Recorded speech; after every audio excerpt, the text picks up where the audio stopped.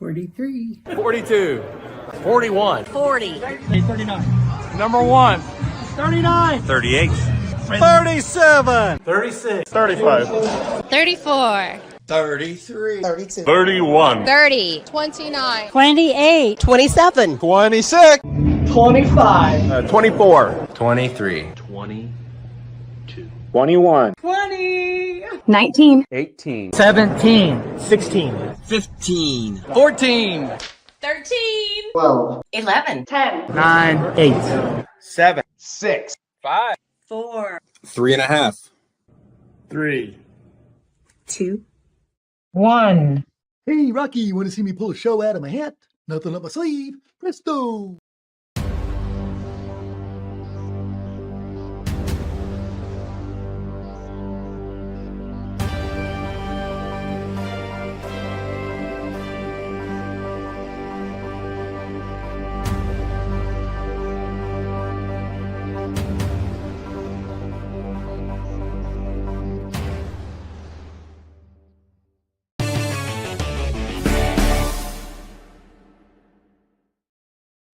Hi, and good evening. Welcome to the Mouthwash Talk Show, a minty fresh take on politics. And wow, it has been a busy day for me. I'm glad it was raining. No bricklaying for me today. I went down to the State House today, spent like 5 hours there. I was the press today. I was the media. I got to talk to all sorts of people. It was a glorious day. I learned the ins and outs of what to do and don't do. And, you know, I knocked the candle off almost on one of the other reporters. So they're like, "Who is this bungling mouthwash guy? We must see what he is about." But it was fun. It was a fun day of that. And there's still, as they say, there's still the back nine on this redistricting thing. So we're going to stay tuned for that. But tonight, you see, I have my background here, the prison background, because I was able to go out. My good friend Jay Harvey said, "Hey, I was bugging him about going to his prison ministry to go out and visit some prisons." I don't know if you've seen the movie Brubaker, but that's where Robert Redford, it's a movie from the 70s where he's going to be the warden. So he actually comes into the prison as a prisoner and then to see what it's like. So when he's warden, that was a look on their faces when they found out he was a warden. That's priceless. But so it was not what I expected, but it was definitely it was a cool experience. And guess what? Jay's he's gonna let me do the message next week or next month, because it's a monthly prison ministry, and he has been to a lot of prisons. So I thought, hey, let's talk about some prison reform. Maybe you don't know what the prisons are like, and how it works, and for the profit prisons and the state prisons and all the different things. So I thought it'd be a good idea to have Jay come on and talk about those items. He's very well spoken. He's been to 360 different prisons. so he's been to a few. So he'll be a good resource for those kind of questions. So we hope to see that. I only see, so we do have Slick. Oh, wait a second. I got an issue here that I got to fix, because in my haste, somehow I didn't send the link to the panel. I'm thinking, well, where are they? They're not in the background here. So I have to send the link. Let's see. Oh, good. There it is. It's going to be easy to send. Well, maybe I better resend it. So sorry about that. But anyway, Lucy Brenton has details to take care of tonight. So we got a special treat. We got Slick Witty, who is now, I think I can say this, he's actually paid his dues to be a libertarian. So he is going to be a libertarian. So he's going to take over. He's going to fill in for Lucy. And I have to remind him that this is a family show, and because he was getting a little bit out of control. Look, now they're coming in there. Sorry about that, folks. I didn't mean to not give you the link. You know how this big production studio here at the Chateau de Marcel studio works. So I have killed enough time. I see Tiffany popping in there, and I'm sure Brad will be soon behind. But I do want to show you one of my media things. He says, I got a phone and I'm tall. I've noticed that's a really good deal if you're in the media, that you're tall. You can reach over the top and take the microphones and all that. Other than dropping the candle almost on the other reporter, it was a pretty good day for me. But I do have a clip. I have a clip of they had a little rally I mean, it was not nearly as big as a No Kings rally, but I mean, it was 50 people strong, and they were down there voicing their opinion about this redistricting thing. My personal opinion is we got a lot of things other we could talk about, but hey, the redistricting thing is a bit hot topic now. So this was Micah Beckwith, Diego Morales, giving their little speech in front of the media, which is me. So I'm like over the top of the cameras and whatnot. But here you go. I'm going to play this clip, and then we're going to have Jay Harvey on the other side. So enjoy this little clip from yours truly, First Day at Media. This is what I have for you.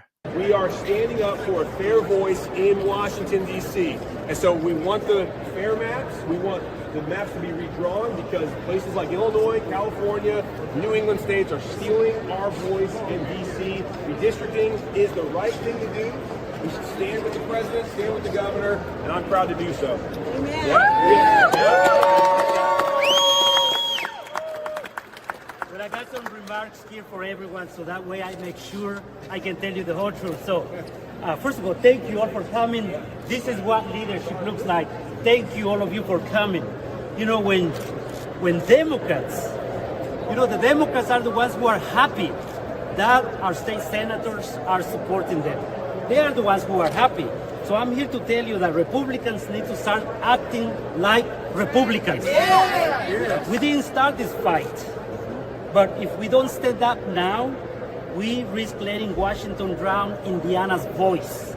We cannot and we will not allow that to happen. We need a 9-0 America First delegation representing us in Congress in Washington, D.C. 9 seats, 0 hesitation, 0 backing down. Because of the stakes are too high. If we don't send America First leaders in Washington, the Democrats will take the majority next year and they will impeach President Trump. And it will change the course of our nation. This is why we are here, all of us, fellow patriots, who care and love our great Hoosier state. We are here to tell our state senators, loud and clear, to do the right thing. Show up, stand up for fair maps.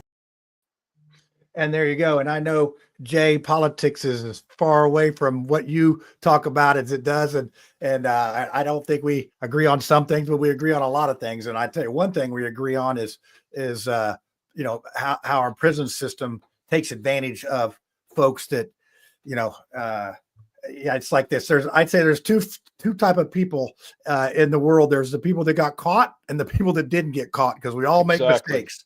So Jay, tell our audience a little bit about yourself. So now that the panel has the link, all right. That's the problem when you're the producer and the everything. Some things that's missed. That's the age we're living, brother. Yeah. My name is Jay Harvey. I have been in prison ministry. I've been in prison ministry for about 25 years, but I've been with an organization for the past 7 called Nick V Ministries, and Nick Vujicic is the face of that ministry. He was born without arms and legs in Australia. He's done a lot of inspirational speaking as a ministry based out of Texas, but he also partnered with me and asked me to help him develop a prison ministry, a nationwide prison ministry. And so we began that work. And since that time, I have done live events in over 360 prisons across the country. And I get weird looks when I say that, because some people go, "We have 360 prisons?" And I go, "Oh, no, we got way more than that." But I've only been in 360. Each state has a different amount. But Florida, Texas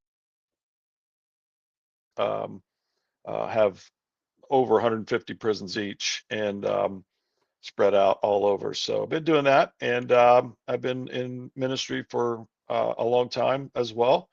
And politics is not my thing. That's where I lose my religion. So I can't go there. It is. Well, I think we could ask Micah Beckwith how that's working out. And I know that I didn't want to bring that up, because I know that your philosophy on that is you are definitely, let's put it this way. I'll just put the nice thing is like separation of church and state. So I was just impressed now that, you had me come to the Newcastle Correctional Facility, and I asked you a Right. bunch of questions, and I don't want to get into that part of it, but I appreciate that because I've Yeah. been bugging you for a while, and Yeah. I just think that it was a very good service. It's the inmates put it on, and then they have somebody Yep. come in and speak, and Right.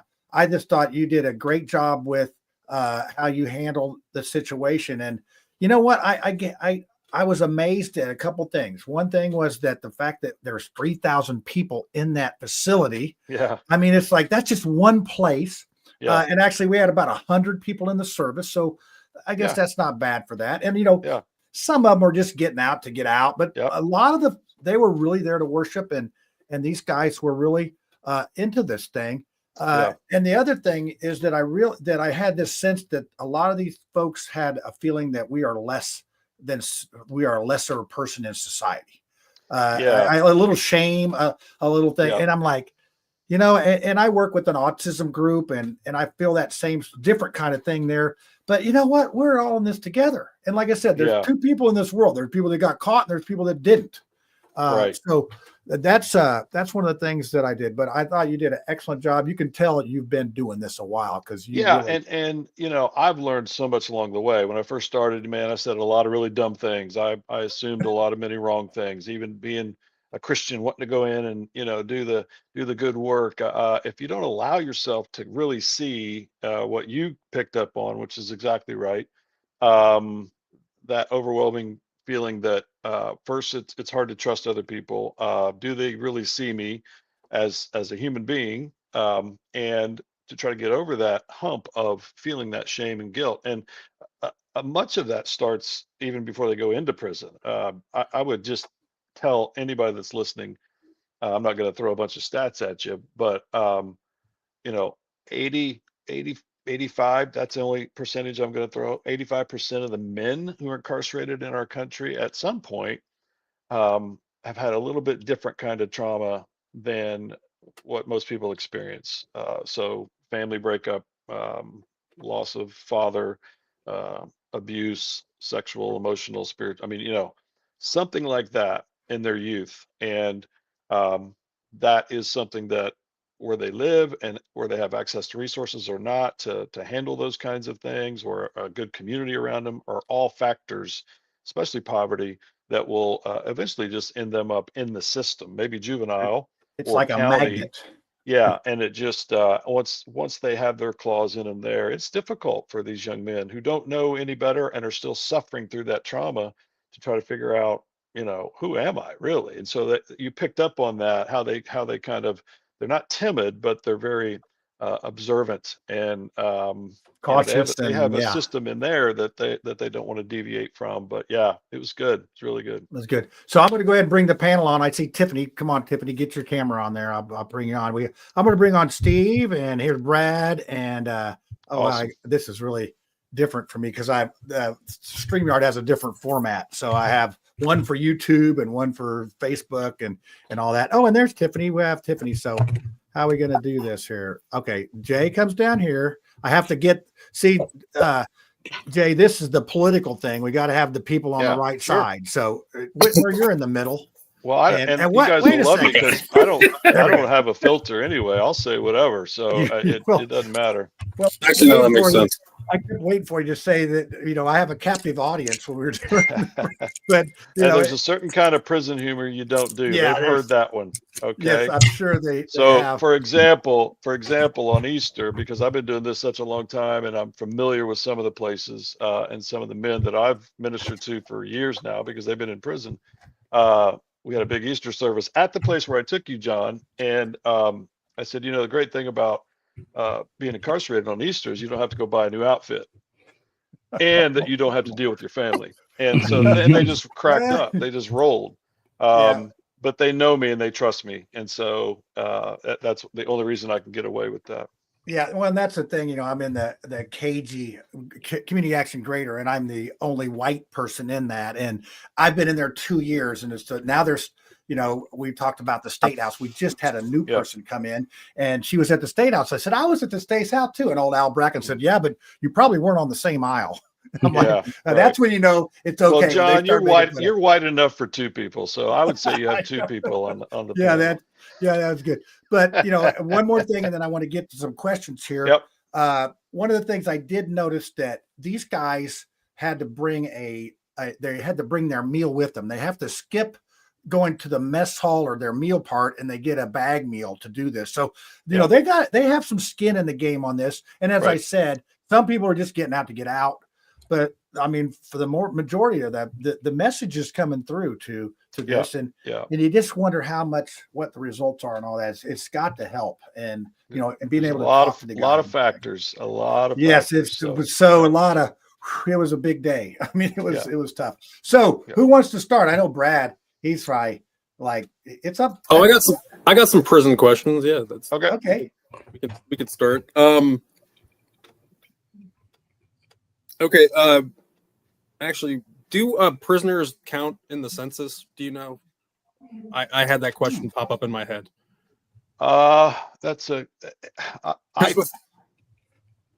I'm not even sure about that. I know how they use the census to determine where to build the next prisons. Really? Okay.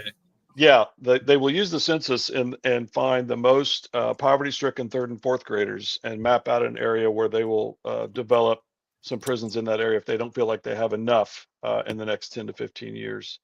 Which they don't, because they're nearing capacity if they're not already, right? Right.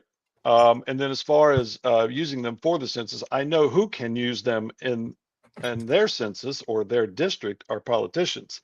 So when a politician adds 5,000 people in his county because he got a private prison built there, he can use that as for his numbers or her numbers.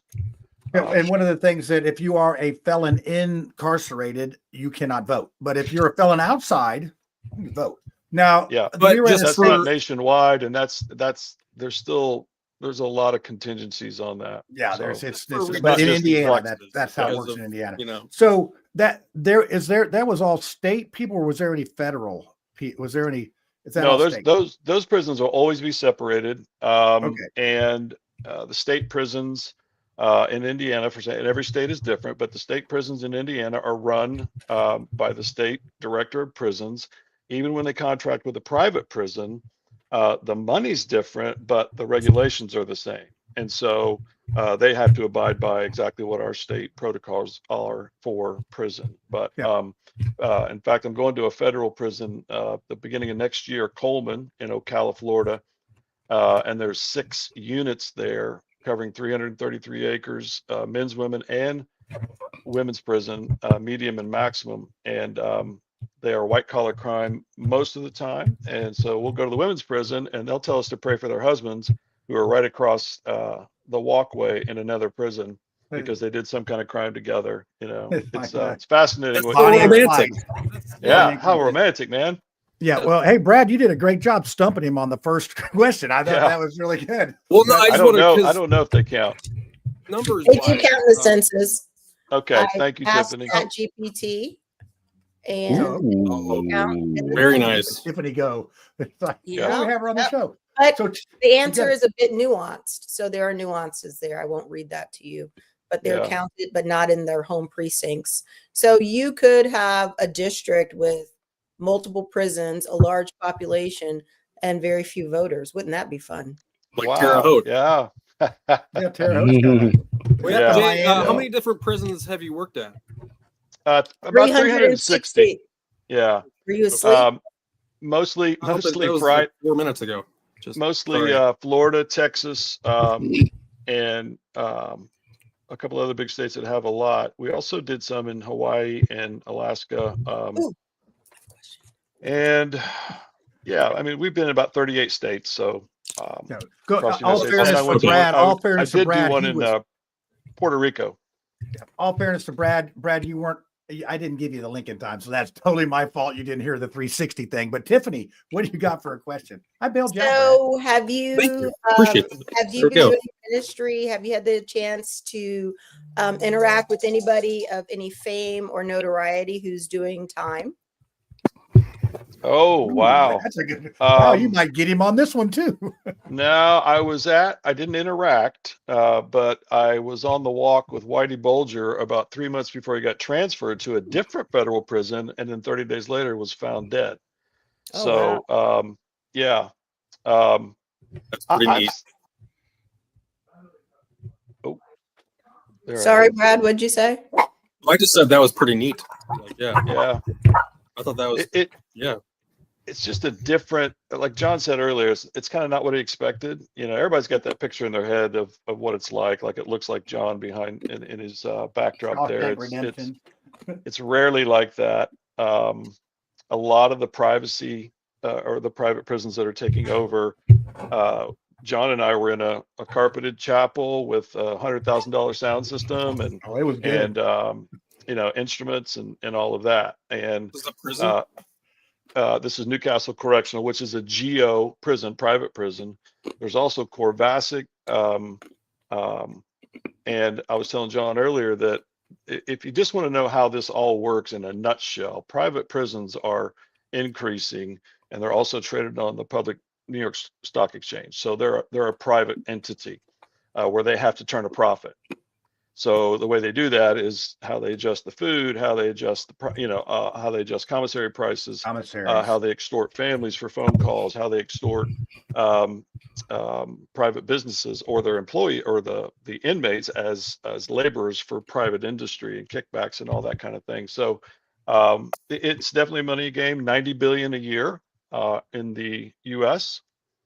And the number of businesses that illegally use inmates for labor, because it is allowed, but it can't be forced. And everywhere you go, you just understand that it's implied that you'll work at a job for 12 cents an hour, being an Amazon call center receiver. So sometimes when you're calling to get something fixed on maybe even Verizon, you might be talking to a women inmate in Rockville, Indiana. But they'll do it or they'll lose some privileges. So they're not supposed to be able to make them work, but Shawshank they do. Redemption work study. So I know that Steve, Tiffany, I know you got a question. I'll get back to you after Steve, but he's sitting there because he is the kind of guy that says, execute them all. It's just not all of them, just a okay. pretty big majority of them. That's all. I caught your comments about the lady who, the house cleaner who was shot in Whitestone. Like Tally ho. Like, yeah, that was get the muskets and get the cannonballs. Tally ho, baby. I mean, he was startled enough. I'll be two cupping the coffee cup at the same time when I light the fuse. But so what? I mean, ask us a question about the prison system. All those people that you think that we shouldn't be, putting the guillotine on and all that. Well, I'm talking about like the child rapists and the pedophiles, obviously, not the guys that do like election fraud or something. So you're going to assassinate the president then? Yeah. Well, I mean, all the above, really, like the violent people that we got to be worried about. They're going to light us on fire on Indigo or something.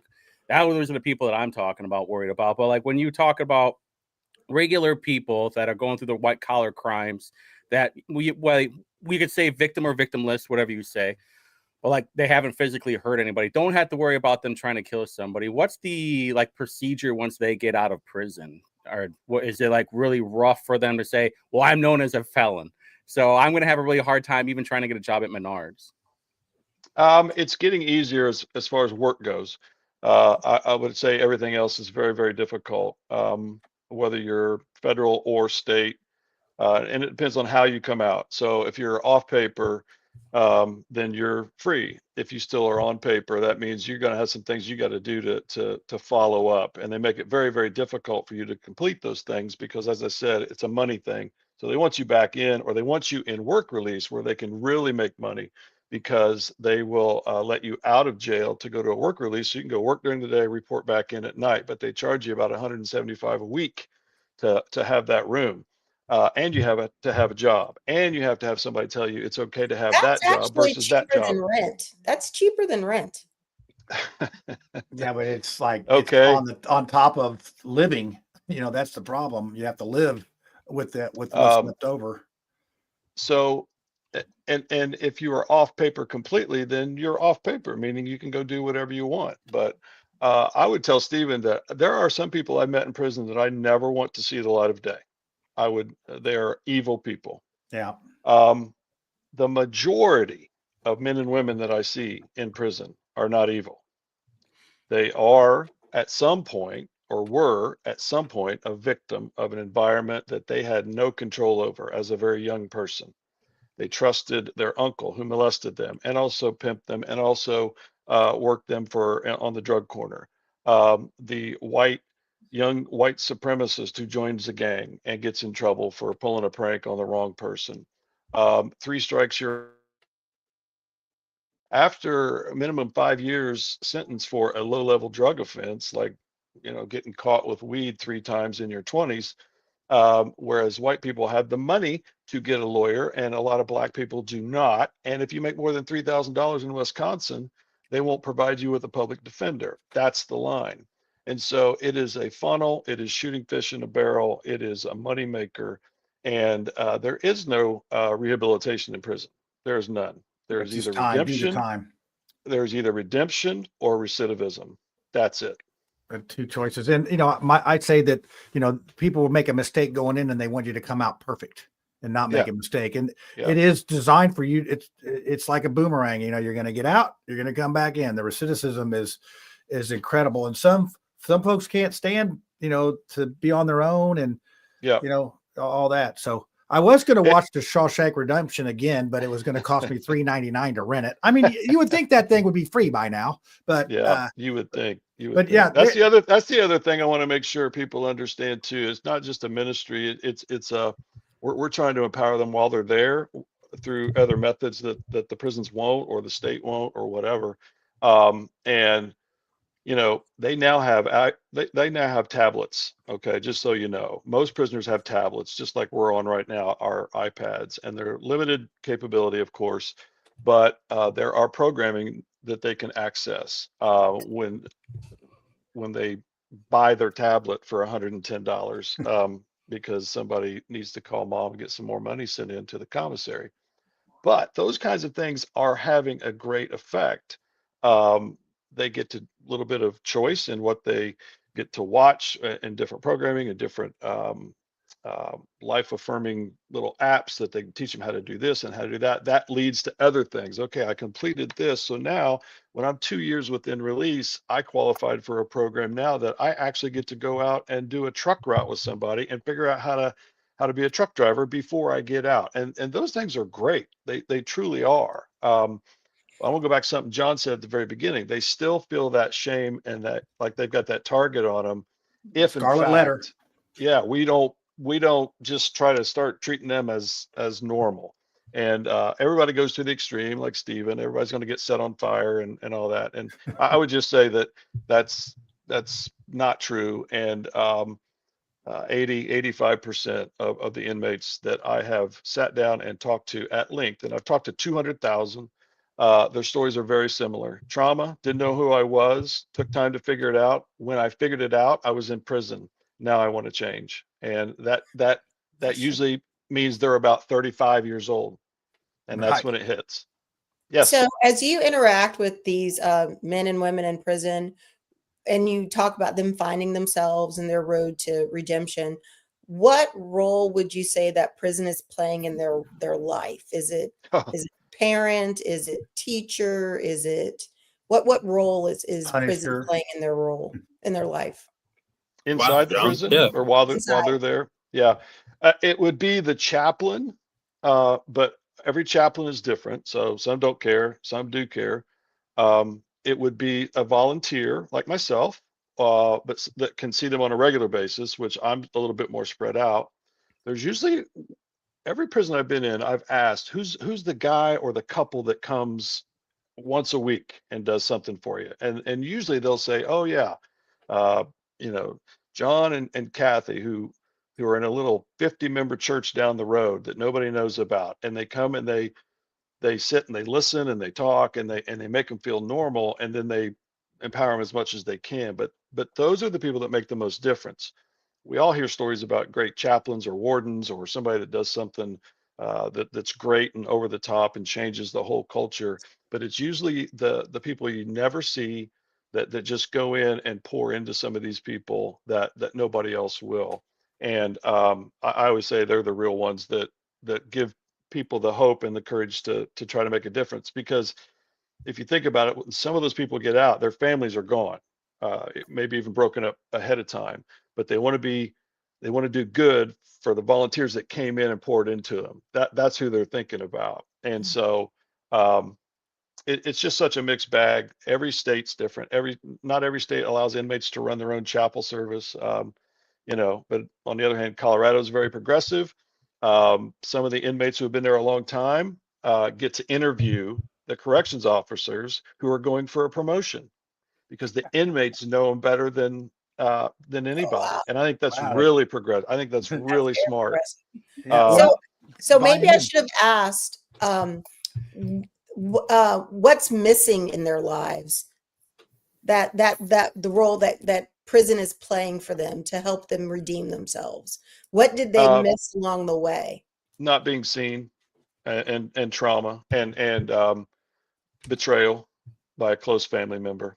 Again, I'll say it till I die. 85% of them betrayed by a close family. And I don't mean, hey, didn't get me a new pair of Nikes. I mean, you sold me for sex. You were supposed to be watching out for me, and you sold me out for sex, or you put me on the corner at 12 to sell meth, or you got me addicted to meth at 10. And then when you knew about it, or another family member knew about it, they did nothing about it. And the next thing you know, it's just, it's just complete rebellion. And we had Richard Bagsby on, and his story is very similar to what we would see in that. It's like he was out, he had to take care of his little brother, so he had to go sell drugs to get the money to take care of the brother, and then it gets into being a bad thing. So I was telling John real quick. In the 1990s, we had 350,000 inmates in the U.S., and about 70% of them were violent. Now we have 2.3 million, and about 70 or 80% of them are when they go in, they're non-violent offenders. Okay. Drugs, 3 strikes you're out, 5 years minimum. But when they come out, they're a little bit more violent sometimes, until they figure it out, like I said, around age 35. So one of the questions I have, and we talked about this when I was going there, I went to one of the better ones that's facilities, but give us the good, the bad, and the ugly type of thing. I mean, Newcastle I was very impressed with what they have there, but you were telling me other stories about a half hour to get in because they're strip searching it. And I had to take off my shoes, and I have pretty high arches on my feet, but I can't get much in there. But they make you lift your feet. Yeah. So I get it. Miami, there's a prison in Miami, Florida, where the state has decided to send their elderly and sick prisoners. And it's awful. It's just terrible. Understaffed. That's the other thing. Every corrections facility in our country is hiring. They're understaffed. Every time I go in, I have to sign a piece of paper to acknowledge that I know they're running at 70% of the corrections officers that are supposed to be on duty while I'm there, so that I can't sue them if something happens. Why isn't there more? I guess, can you kind of elaborate on why there's such a shortage?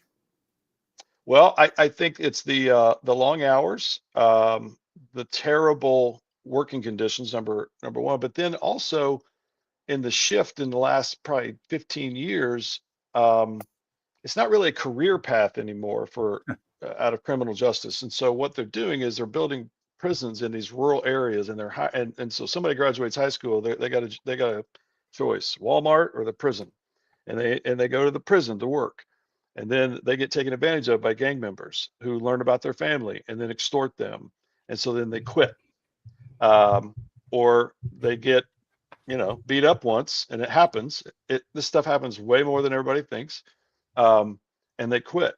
And so it used to be a very prideful job, a corrections officer, a guard, aspire to be something else, a first officer, a warden, a major. And now it's I think I'm going to go work at the bank now for a while and leave the prison. And it sounds like the money's there, though. The money's there, but I mean, after you do it for a while, I mean, I know No, when and I mean, like, maybe more money is necessary. I mean, oh, I see what you're saying. the money, if it's that big of a business. But they're private, so they're not going to throw too much money at them, are yeah, they? and the private ones will get away with less. They'll try to do more with less or whatever in the bad way. And state prisons, I mean, they're just, you know, it's just that comes from the state budget or whatever.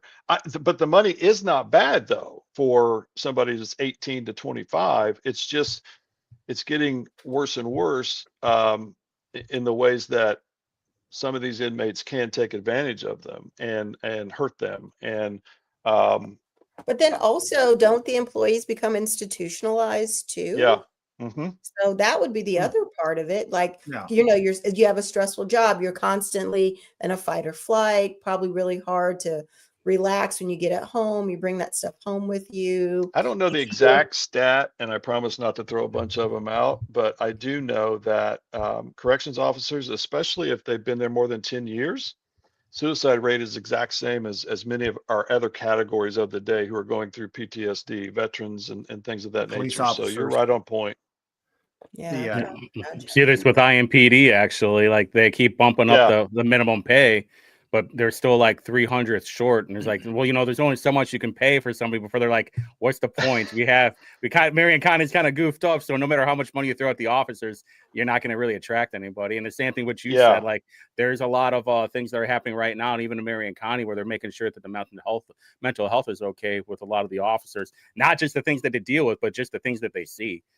You know, Yeah, Steven, right. speaking of mental health with officers, did you see the was it the South Carolina player when he ran into the tunnel and he was bumped by the state trooper? Did you see that? I saw it on Instagram. I didn't really look into it. What did he say to him? What did he say to him? I don't know what he said, but I think that's a little bit of a glimpse of kind of what somebody might be carrying on them, you know, just the, you know, like, I'm here, I'm the law. I don't care if you just scored a touchdown, move out of my way kind of mentality. So I thought that clip was very telling of kind of where somebody's head could be, even at a football game. What do you think, Jay? Absolutely. That was there is always something simmering under the surface on no matter what. When truth really, and I won't get spiritual, but when truth is really never spoken or brought out into the open to figure out, there's violence simmering just beneath the surface. You know, a peace that is attained through oppression will always result in violence, and then violence begets violence. So when I saw that, he hadn't even scored a touchdown. They were just two guys coming out of the tunnel. Okay. And the officer really kind of ran into him and then turned around. He was not a South Carolina fan. And so, you know, I used to just really, that used to just really work me up. And I saw it, and maybe this is the sign of the times too. I saw it and I was like, yeah, that's where we're at. That's where we're at. And that's really, really sad. Yeah. So, and then, you know, some people have different kinds of opinions of police. When I was in college, one of my suite mates, you know, she was like, you know, fuck the police, you know, the police killed my dad. And it was a very different interpretation of a relationship with police that I had growing up. You know, they were there for safety. They were there to protect you. But that was her kind of, that was her attitude, because that was her reality. And then I looked at that clip, and it's just kind of, it's somebody else's reality, because somebody would tell you, oh man, you know, police do that all the time. Yeah. You know, so it's kind of a glimpse into what could be somebody else's reality whenever they do interact with police. And so I thought it was just kind of telling somebody else's reality that millions of people got to see and witness. Yeah, you never know when somebody's looking. I mean, that's you just don't know when somebody's looking. Somebody caught that, it goes viral, and it's out there. Now, one of the things, you know, you both were talking about, we are numb to it. It's just what we expect. So we had Chief Bailey was down at one of the GOP clubs on the South Side, and then 7 people showed up. So that gives you an idea of how engaged people are about everything. I mean, they're just basically, you know, we hear a murder every day, pretty much in Marion County, and It's just like it's just everyday stuff anymore. I think I always take the prison environment and try to. It is kind of a microcosm. Of course, they're not free to move about wherever they want and do whatever they want, but there are rules in there, and then there are unspoken rules, and what the corrections officers know and what they don't know. How much of a part of it are they? And look, there are. There are a mixture of men and women, and by the way, females are the fastest growing demographic being sentenced to prison time, not county, but prison time. And that's because what are the major offenses? Drugs, buying drugs or robbing, theft to get drugs for their boyfriend who, can't get caught again, or he's going to go away for 10 years. And so, but they're in love, and so she's going to go do it. There's so much romance again. Yeah, so much, man. Bonnie and Clyde. Yeah. And so, but when they feel like on the inside that they can't trust anybody, then they go into survival mode on their own. And that's what we're talking about on the outside now. I think so many segments of society feel like, well, I used to be able to trust in that institution. I can't anymore. Oh, and then I can't with that one anymore. And then now I just saw something else on TV that makes me question that one. And we just start to go downhill and go, I'm on my own. I'm on my own now. And you just realize that you start to lose trust. You start to lose faith. We've seen it all in my profession as well. I get mad when everybody is talking about white child molesters who are pastors. I mean, I'm not one, but then again, I'm a white pastor. And so, there was a few of them in there. And the place that we went. I mean, mean, that's the thing. Yeah. So it's okay. I was going to say, I wanted to go to the next thing here. Yeah. Let's talk about reform a little bit. Now, I want this to happen. Now, panel, I'm putting you on the spot here. I want you to come by here and I want you to give one thing that you would like to see reformed in prison, and then we'll let Jay come in and tear it apart and say why you're wrong or right. So, Tiffany, you go first, Stephen, and then Brad. Thanks. I think they should have better food in prison. Mm-hmm. Absolutely. It's horrible. Absolutely horrible. And yes, agreed 100%. Okay. 100%. Well, Tiffany, that was a softball. Again, Indiana's bad. I've been all across the country. Again, I go back to Colorado where they had a kitchen, a dinette where the officers ate, and they taught the inmates to cook, serve, and they had a garden. And so they're doing some good things out there, but Indiana's food's the worst. Yes. Okay. Whitmer, besides a guillotine in the commissary, what do you think? I think there should be more cameras so everybody can see what's going on. I know it's like a privacy thing, but I think there'd be more transparency of like what's going on with the prison inmates, making sure that the security guards are, the more eyes that you have on, the more it's like body cams. Like we hear stories of what are going on, but then when you actually see the footage, it's like, wow, there's actually more to it. Yeah. That's good. I like that. I would agree with that. They normally only show you like a riot or something where the inmates are, but yeah, that would be a good one. That would be interesting. You'd probably see another mass exodus of corrections officers. We'll get to that. Okay, Brad. I mean, Tiffany and Steve took the best ones, I think. So you got something. Oh, yeah. Like Family Feud. Yeah. I got nothing. No,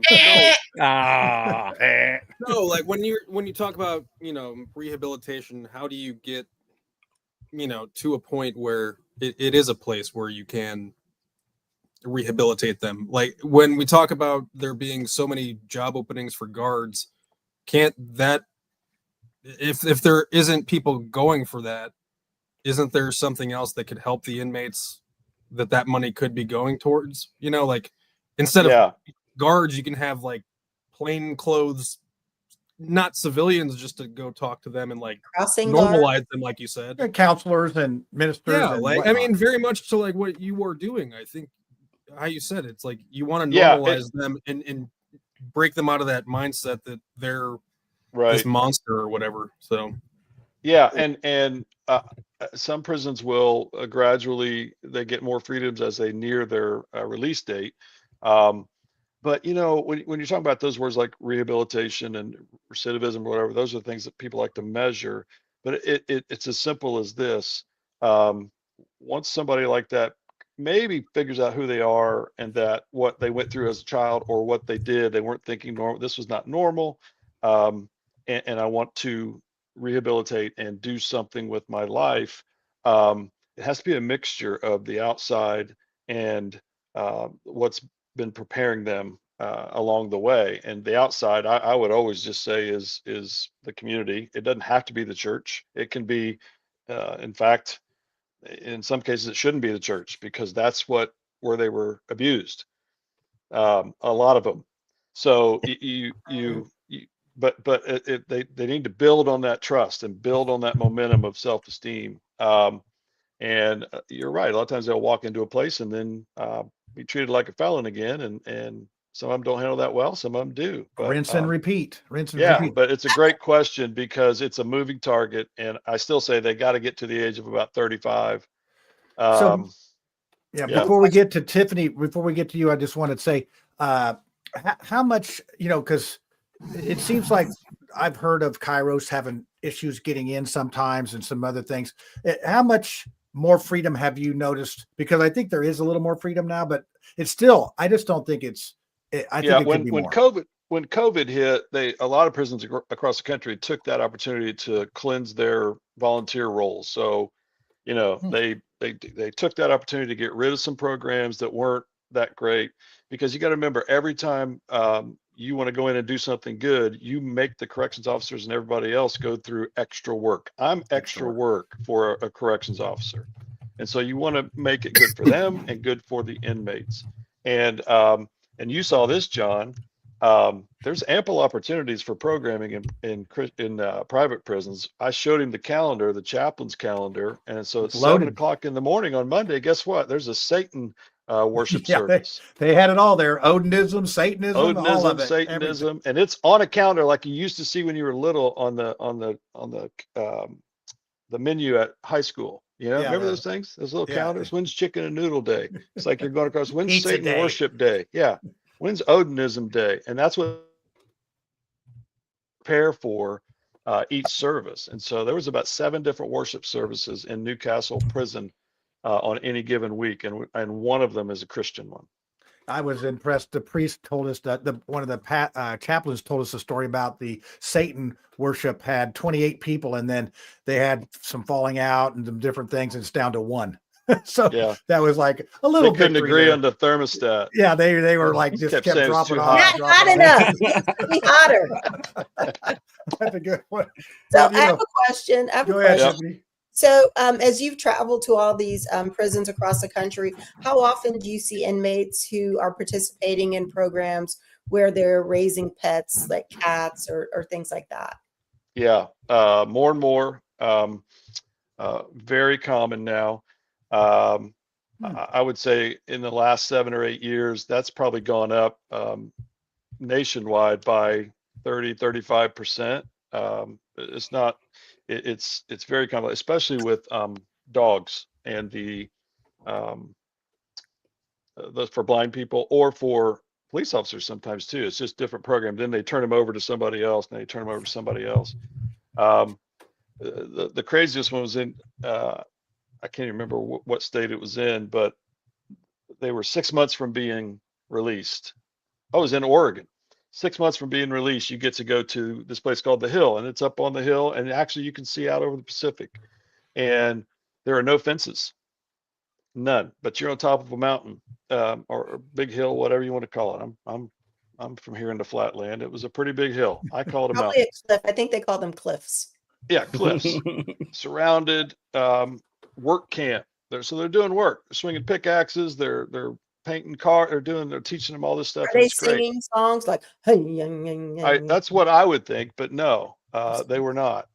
But every night there's no bed check. There's no check in. This is the guy might go around and count or something, because there's one way in and one way out of this place. And so it teaches them while they're incarcerated, they got a choice. I could leave tonight and take my chances on that hill and get down through that vegetation. But nobody's ever made it. Like, they get caught. And guess what? You don't go back to the nice little place you were just at. You go back to medium or maximum security. So see, I like that. I think that those types of things are what gives builders the dignity back a little bit. And some would call it foolish, but hey, you know what? It's a mess. Our incarceration system is a mess, and each state is trying everything in their power to eliminate crime, but also dignify humanity the best way they know how. And sometimes that just is a hard thing to swallow. So, Jay, you were talking about measuring like recidivism and rehabilitation, and they're kind of interesting.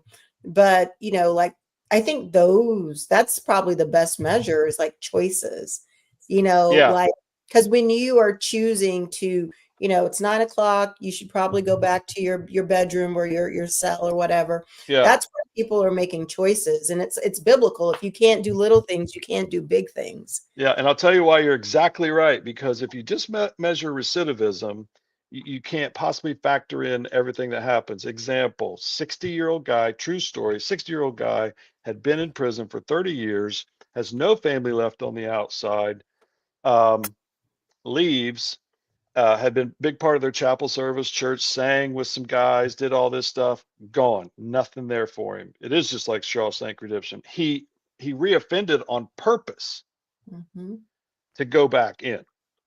And so that just tells you the power of once you're seen and validated, no matter where, I mean, if there's nothing else waiting for you on the other side, then it's like, that was his choice to make. But he would count as somebody who recidivized, but not really. I mean, he didn't hurt anybody. So I like the way you measure better than just recidivism. Yeah. So what can the average person do to help with prison reform? Here's what I would suggest. Cookies? Do I write cards? What do I do? Hey, you know what? That's getting harder and harder to do, is get food or books inside of prison, because they'll taint the pages. Are you serious? With drugs. What's Brad's that? They stopped the Kairos. I will give you. Okay, I got the Kairos. Man, this is. So I've never thought. Oh, okay. So here's the deal. Sending a box of blank cards, like Christmas cards, that they can write to somebody else. That's what you do. They want to write Christmas cards to people, and it's just kind of hard for them to do that. So I bring stamps too. Stamps too. No, that's just the cards. Okay. Because anything that you lick in prison, and I don't want to get off on that tangent. Okay. Have a dog sniff every piece of paper that comes into the prison. So if I sent a bunch of Bibles in, even, they would have a dog go through that and see if I didn't dab some drugs on those pieces of paper, because they tear them up and sell them for $10 a hit inside. Anything they can get on the outside, they can get on the inside. Don't even try to stop them. It just happens too regularly. Yeah, the Marion County lockup, I heard, had a big problem with that. Oh, anything. It doesn't matter. What I encourage people to do is, when you say prison reform, change that to sentencing reform. Yeah, make sure sentencing is level. Number two, and I know everybody's just chomping at the bit to do this, take a Friday, take a Wednesday, go sit through a morning and an afternoon court docket of low-level drug offenders, and just see what happens. Hear their stories. Maybe it's their first time. Maybe it'll make you mad that they're out. Maybe but just start to get a feel for how this system works and what they might be facing, or what they might be up against.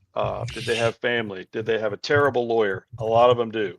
All of these factors, not excuses, but when you start to see the bigger picture of what they're in, what they're facing, and they don't even know who they are yet, and don't trust anybody, it's harder to just start labeling as worthless, evil people. Again, I'll go back to what I said at the beginning. I've met some of those. I don't ever want them to get out. I was on death row in Idaho. Scariest thing in my life. Something about the way they looked at me and their eyes, it was different. It was different. And yeah, they got nothing to lose. Well, that never even entered their mind. I'm talking about evil people. They didn't have a choice. They did what they did because they thought, they're just something, the way that they come off. And yeah, prisons are for those people. And we have to obey Would the you say laws, that but at those folks would they be like demon possessed type of thing? Is that a feel, or is it something different than that? some just sociopath. I mean, no feeling. Just I don't They could know a just lot about stab you and that. just think nothing of it. Go right on and Yeah, have I a mean, sandwich.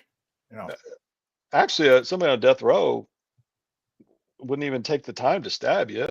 That wouldn't even titillate them. If they can't rip your head off and drink blood out of your skull, I mean, I'm talking about people who are non-societal people, not somebody that just went off in a fit of rage and killed somebody. These are calculating evil people. Those are the people that should never see the light of day again, and we shouldn't feel bad about that. But I just keep going back to the vast majority of these people are not bad. Yeah, could have been me. Could have been. Well, I don't know. I didn't go through That's what near the Curtis Hill trauma, always near the says. trauma that they did. But So what yeah. about the Curtis Hill death would penalty? always say that there are people in jail that we're mad at and people that we're scared of. That's a great way to say it. Yeah. Yeah. So what about the death penalty? What do you feel? I mean, we know Stephen. He says, we know his thoughts on this. But Jaywalk and kill him, right, Steve? Yeah. Well, I mean, if I were ruling the world, you'd only need a couple of them. It'd be a less population for sure. But Jay, what is your thoughts on Well, that? I would just say I'm not for the death penalty, and here's the reason why. I've seen how they live on death row. It's awful. And the death penalty has never stopped anybody else from killing anybody else. And I don't think so either. If you really want to punish them, let them live on death row. If that's your goal, maximum amount of punishment, death row until they die, that would be it. Yeah, putting them in with another bunch of people that are hopeless. I have a question, Jay. What about hospice in prison? Have you interacted with anybody in hospice? Yep. Was just doing that about a year ago at Rockville. As I mentioned before, the women's state prison here on Indiana line. Got to go back and walk through the hospice area, and it's just incredibly sad. I mean, it's awful. People get cancer in prison. Were you able to offer them anything? Oh yeah. Conversations, ministering, chaplaincy, that kind of thing. But it's an awful sight. Yeah, and where, if you're in prison and you're in where are they? Are they very similar to an ER kind of environment? Not real big, not real fancy, obviously, but curtains, hospital beds. But where's their heart and their soul? Where are they? Just like out here. Yes, some do, some don't. How about, do they? Some places will let someone out if they're in that situation. They will actually let them out. What's the percentage of that? Do you have? I know you're not going to throw out percentages tonight, but I'm asking for one. It's pretty small. Pretty small. And they like to keep it that way because then all of a sudden everybody's got some reason. I mean, everybody's innocent in the prison, right? That's what like Shawshank. I mean, it's Cool Hand Luke, man. I mean, when how many eggs when his mom died, the warden knew he was going to run, right? I mean, that's what they want to do. Yeah. So how many boiled eggs can you eat in an hour? Wasn't that in that movie, Cool Hand Luke, when he ate all that boiled eggs in an hour or whatever? 50 eggs. 50 eggs. That's good. On that note, we're going to wind this up because I'm doing my best to keep this show to. We've already talked. I appreciate you having me, man, and all your questions were great. I'm serious. I learned a lot, man. Honestly, yeah. Our chat usually runs about 100 plus, and I think a lot of people were listening, and that's why I wanted to have this on because it's really something that's out of sight, out of mind. And a lot of folks don't really know what it is because it is out of sight, out of mind. I mean, you look at how difficult it is to get into this visit to see this, what it's like. And it's, so we got to look at that. So Jay, stick around after I shut the thing off. Usually we lose the guests because I don't tell them to stick around because we like to have a little powwow at the end of the show, but appreciate it coming on. And man, I look forward to going out and giving the message next month. This is going to be, but now you're going to go with me too, or am I on my own, or how's it working? I'm going to be right by your side. Okay, and, good. And make sure you do this thing right, man. Okay, yeah, I know. I'll get you some My Christmas reputation's on the line. Yeah, I know you are. What? What, I'll get you Tiffany? guys some Christmas cards. There you go. Yeah. They'd love that. Yeah. I'd be so appreciative. Tip will Yeah. fix it up. So, all right. Well, hey, we made it. It's 9:59 Yeah. and we did this. So I'm going to do the quick ending and hopefully I can get everybody off stage while that happens. So, well, I'll do the longer thing. I'll do the long one. It gives us more time here to get off of there. Where is it? There it is. So, Stephen, you'll have to be Lucy on the ending. So sorry. That's what you did. All good. Hey, thanks for watching, everybody. We'll catch you next week. Oh, maybe Jesse Brown. Maybe Jesse Brown coming on. So that'll be fun. We got some other good guests lined up. So He's been on before or no? Yeah, he's been on. He's been on. So. Okay, it's 10 o'clock. It's 10 o'clock. Stop me now. Everybody say bye. Let's go bye. Yeah!